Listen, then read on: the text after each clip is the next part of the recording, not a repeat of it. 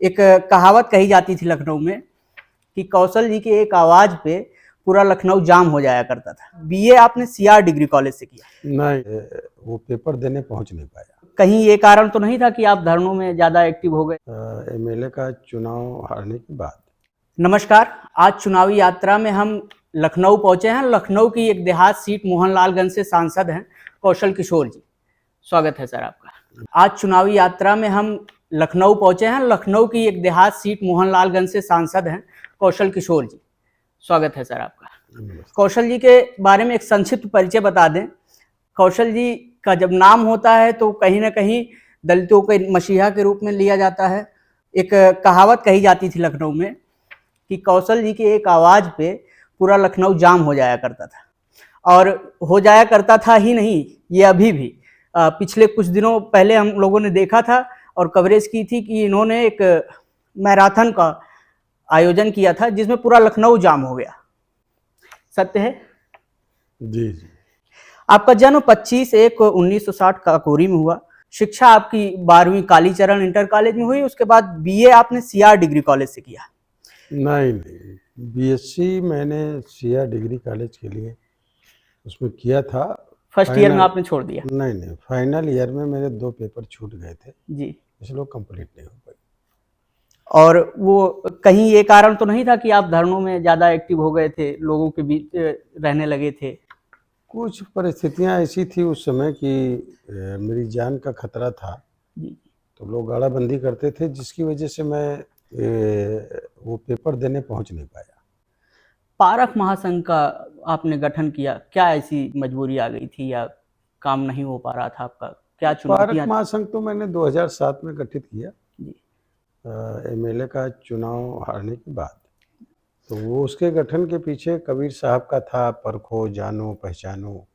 Park का मतलब है विवेक का इस्तेमाल करो।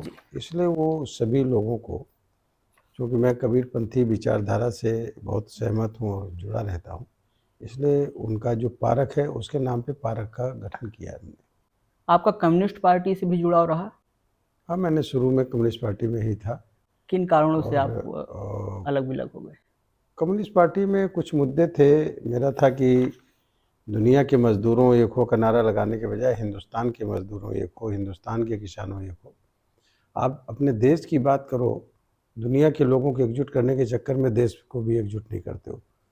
चुनाव के समय चुनाव पूरा नहीं लड़ते, न क्रांतिकारी न चुनाववादी। इस बात को लेकर के मेरे विवाद हुआ और इसलिए हम अलग हटे उनसे, और फिर हमने एक नई पार्टी अपनी राष्ट्रवादी कम्युनिस्ट पार्टी गठित की। उसके बाद निर्दलीय एमएलए बने।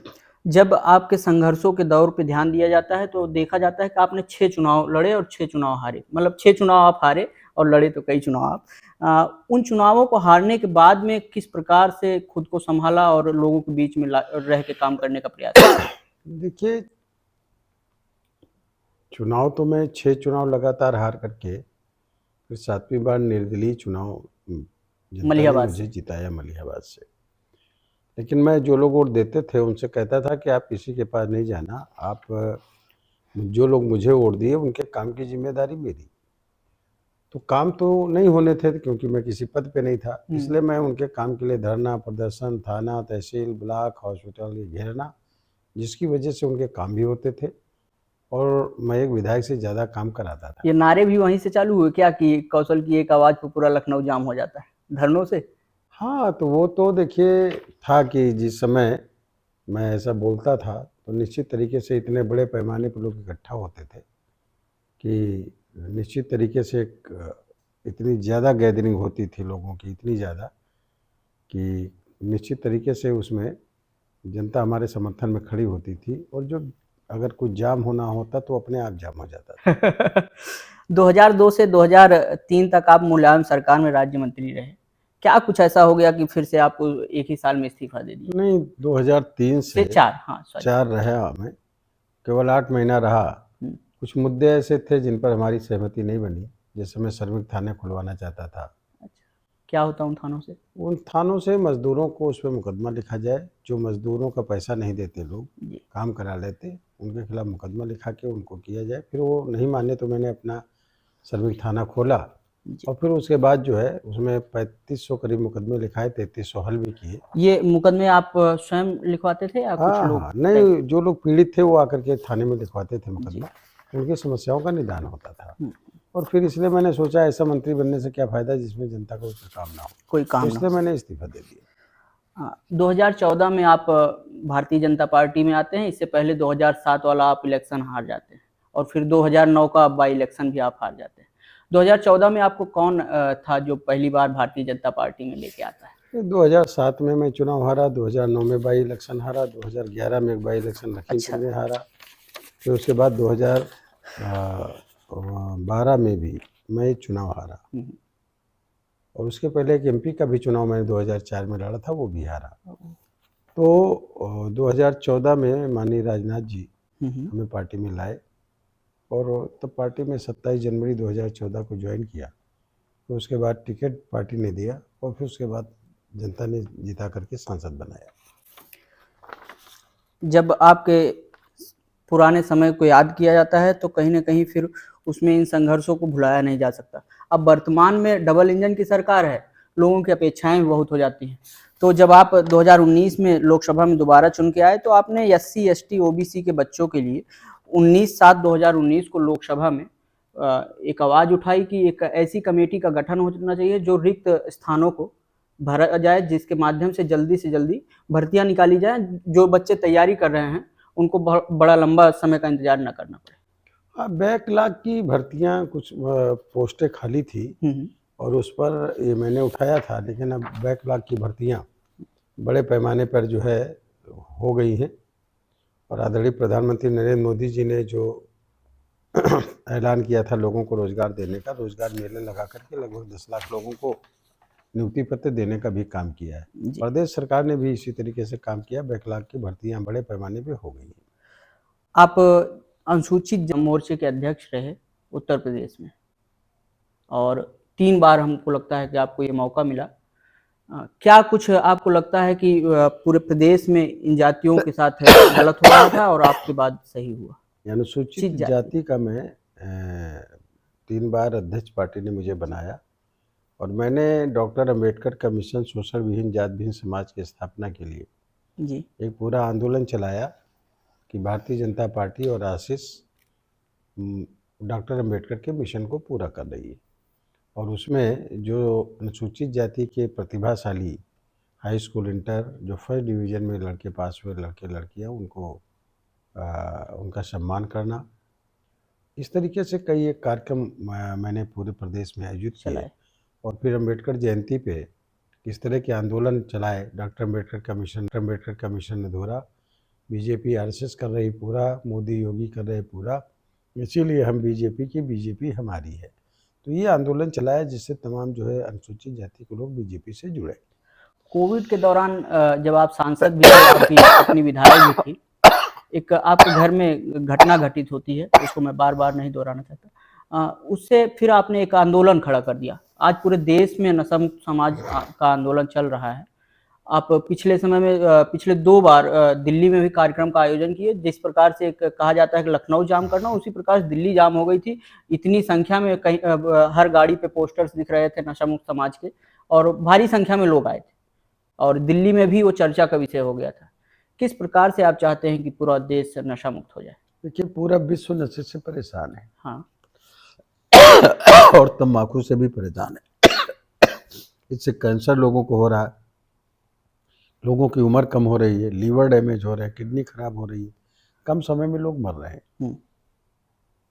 नशे से जो आदी हो जाते हैं उनकी ज़िंदगी और उनका परिवार पूरी तरह बर्बाद होता है। इसका मैं खुद भुक्तभोगी हूँ, और मेरे लड़के की डेथ के बाद इसको एक बड़ा आंदोलन का रूप दिया। आज पूरे देश में 20 करोड़ लोग नशा न करने का संकल्प कर चुके हैं, और इसको लगातार चलाने का काम कर रहे हैं। आदरणीय प्रधानमंत्री नरेंद्र मोदी जी, माननीय गृह मंत्री अमित शाह जी भी नशा मुक्त भारत अभियान को चलाने का काम कर रहे हैं। विकसित भारत, आत्मनिर्भर भारत बनने के साथ साथ नशा मुक्त भारत भी 2047 तक बने। अब 2019 में जब चुन के आते हैं लोकसभा, उसके बाद 2021 में मंत्रिमंडल का विस्तार होता है 7 जुलाई को। आप भारत सरकार में केंद्रीय राज्य मंत्री बनाए जाते हैं। बाद में आपको आवासन एवं शहरी कार्य राज्य का भार दिया जाता है। उसके बाद एक बहुत ही खूबसूरत सा मोड़ आता है, नरेंद्र मोदी जी आपके वजन को लेकर के बहुत चिंतित होते हैं, उसके बाद आपको एडमिट कराते हैं। उसमें एक कहानी और आती है कि आप जब वो लेकर के इतने प्रबल इच्छा रखते हैं आप कि वहाँ कैंपस में, मेडिकल कॉलेज के कैंपस में ही आपने उसका आयोजन कर दिया, वो क्या कहानी थी? देखिए आदरणीय प्रधानमंत्री जी ने तो खैर मेरा वेट के लिए कम करने के लिए मुझसे कहा भी और एडमिट भी कराया all India institute of Ayurveda में। जी। वहाँ से मेरा धीरे धीरे करके और उसको फॉलो करने पे आज 24 किलो मेरा वेट कम हुआ। न चूँकि वो कैंपस में भी मेरी बात हुई तो सभी लोगों ने नशा मुक्त कैंपस बनाने के लिए वहाँ की जो डायरेक्टर हैं उनके नेतृत्व में तय किया और आज वो कैंपस नशा मुक्त कैंपस है। एक अभियान है और ये अभियान के तहत पूरे देश को विकसित भारत, आत्मनिर्भर भारत बनाने के साथ साथ नशा मुक्त भारत बनाने में भी जरूरी है और उसके लिए आदरणीय प्रधानमंत्री जी और माननीय अमित शाह जी पूरी तरीके से काम कर रहे हैं। और ये मैं समझ रहा हूँ कि जब विकसित भारत बनेगा 2047 में तो हमारा देश नशा मुक्त भारत भी बनेगा। आपने मैराथन का 2 बार आयोजन किया, एक बार तो साड़ी युक्त महिलाओं के साथ मैराथन था। ये विचार कहाँ से आया और बाद में देखा गया वो बहुत सफल रहा पूरा मैराथन का आयोजन। बहुत सारी संख्या में महिलाएं उसमें देखने को मिली। कहाँ से ये विचार आया कि महिलाओं को भी मैराथन में लाना चाहिए या साड़ी युक्त महिलाओं को एक अवसर देना कि चाहिए? महिलाएं तो दौड़ती हैं, हम्म, तो एक हमने नशा मुक्त हाफ मैराथन की थी हाँ अपने बेटे की पुण्यतिथि जी। पर 19 अक्टूबर को, फिर दूसरी 31 दिसंबर को 2023 को नई पीढ़ी के लड़के और लड़कियों को नशे की तरफ जाने से रोकने के लिए ये आयोजन किया था जिसमें हमारे पार्टी के राष्ट्रीय अध्यक्ष आदरणीय जेपी नड्डा जी गए थे। उसके बाद 5 किलोमीटर की सेमी क्वार्टर मैराथन दौड़ हमने महिलाओं की अपनी लोकसभा में रखी संसद खेल स्पर्धा के तहत। तो इसमें हर विधानसभा क्षेत्र में किया और सबको मिला के एक फाइनल दौड़ बाबू केडी सिंह स्टेडियम में लखनऊ में किया गया, उसको करने का काम किया जिसमें बड़ी सफलता मिली और जनता ने उसमें प्राइज देने का काम किया। आप अपने मंत्रिमंडल और भारत सरकार के किन कामों को लेकर जनता के बीच में जाना चाहेंगे? देखिए एक ही मकसद है कि विकसित भारत बनाना, दुनिया से बेहतर खूबसूरत भारत बनाना, सुंदर भारत बनाना, विकसित भारत बनाना, जो आदरणीय प्रधानमंत्री मोदी जी का संकल्प है उसको पूरा करने के लिए हम लोग काम कर रहे हैं और करते रहेंगे। लोगों की ज़रूरत की चीज़ें आदरणीय प्रधानमंत्री जी दे रहे हैं, उनको पूरा करने का काम किया जा रहा है। तो मैं समझ रहा हूँ कि जो है आने वाले समय में पूरे देश के सभी लोगों को विकसित भारत, आत्मनिर्भर भारत बनाने के लिए दुनिया से सबसे खूबसूरत और सुपर पावर भारत को बनाने के लिए हमको सब लोगों को एकजुट होना चाहिए मोदी जी के साथ। मोदी जी का कार्यकाल जो 19 से 24 तक रहा, इस कार्यकाल में उन्होंने 370 सीए, राम मंदिर जैसे महत्वपूर्ण मुद्दों पर ध्यान दिया और पूर्णता से इसे सफल करके लोगों के बीच में दिखाए। विपक्ष इस पे हमेशा परेशान रहता है, चाहे वो सीए को लेकर के, चाहे राम मंदिर को। राम मंदिर के लिए उन्होंने कहा कि ये भाजपा का एजेंडा हो गया है, सीए के लिए वो कह रहे हैं कि किसी एक धर्म विशेष के लोगों के साथ अन्याय हो रहा है। देखिए विपक्ष का काम है बेसिर पैर की बात करना। राम मंदिर कोर्ट ने निर्णय किया और सरकार ने बनाया, जनता एकजुट हुई, पूरा देश राममय है। पूरी दुनिया में तमाम देशों में जब राम मंदिर का जिस दिन प्राण प्रतिष्ठा का कार्यक्रम हुआ पूरी दुनिया में हर जगह खुशी का उसमें बड़ा माहौल बना। निमंत्रण का भी लेके लोगों में नाराजगी दिखी। देखिए वो निमंत्रण का मैटर नहीं था। अब लोग जो है जाना नहीं चाहते, आज भी विरोध कर रहे हैं। जो लोग नहीं जाना चाहते, जिनको निमंत्रण दिया गया वो लोग भी नहीं गए। हाँ। तो वो गलत तरीके से बात करते रहे सीए के बाद। तो जो धार्मिक आधार पर प्रताड़ित किए गए लोग हमारे देश में आगे संरक्षण लिए हैं उनको नागरिकता मिलेगी, और जो घुसपैठ के रूप में आकर के यहाँ आए हैं साजिश के तहत उनको जो है निश्चित तरीके से उनकी नागरिकता का कोई मतलब नहीं बनता, क्योंकि एक साजिश के तहत आए हैं। ऐसे लोगों के खिलाफ तो कार्रवाई सभी लोग चाहेंगे और करना भी चाहिए। विपक्ष इस पर जो सवाल उठा रहा है वो गलत उठा रहा है, घुसपैठियों की मदद करने का काम कर रहा है, इससे ये साबित होता है। अरविंद केजरीवाल जी आज से 14 वर्ष पहले जब भारतीय राजनीति में आए थे तब वो उन्हीं पार्टियों का विरोध कर रहे थे जिन पार्टियों के वो आज साथ हैं। अभी 2 दिन पहले अरविंद केजरीवाल जी को जेल हुई। पिछले 1.5 साल से ये केस चल रहा था। इनके कई मंत्री उस कांड में जेल में भी थे, शराब घोटाले में, आपको जानकारी हो। तो अब अरविंद केजरीवाल जी लोगों पे आरोप लगा रहे हैं, खास करके भारतीय जनता पार्टी के लोगों पे, कि ये ईडी का मामला नहीं था, ये भारतीय जनता पार्टी की साजिश है। उनका ये सोचना है कि अगर मैं बाहर रहूंगा तो लोकसभा चुनाव में उनको नुकसान पहुंचा सकता हूं। इस पर आप क्या कहें? देखिए, उनकी सोच गलत है। अरविंद केजरीवाल मुख्यमंत्री यहाँ के हैं, दिल्ली के। शराब में 25 साल की उम्र के ऊपर लोग लड़के पी सकते थे, लड़के लड़कियां। उन्होंने एज घटा के 21 साल किया। यानी नई पीढ़ी के लड़के और लड़कियों की जिंदगी के साथ उनको नशेड़ी बनाने की एक साजिश किया, जो देश की जनता और नवयुवकों के साथ धोखा है। ये करने का काम किया। एक बोतल खरीदो एक फ्री पाओ, ये स्कीम चलाने का काम किया।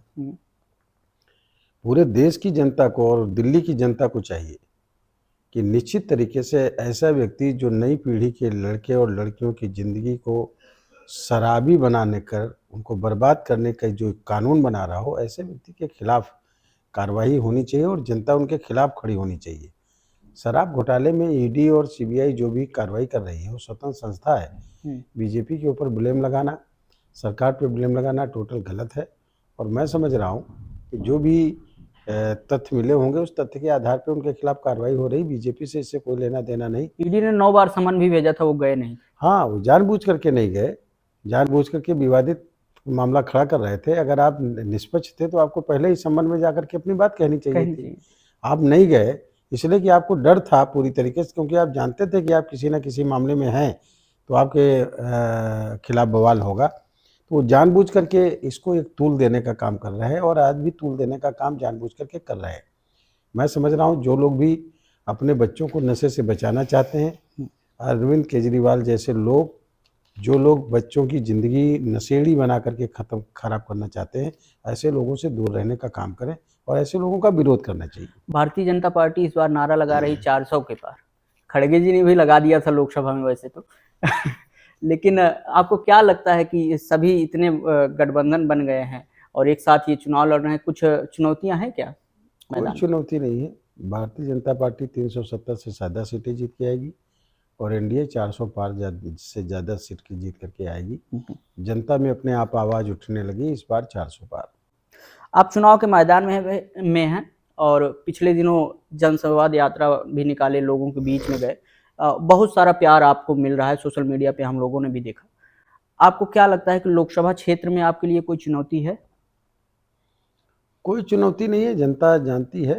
हमने तो पहले बोला मेरा नंबर जिसकी जेब में, कौशल उसकी जेब में। अब मैं कह रहा हूँ जिसके मोबाइल में मेरा नंबर, कौशल उसकी जेब के अंदर। मैं जनता का आदमी हूँ, किसी सबके लिए छूट है।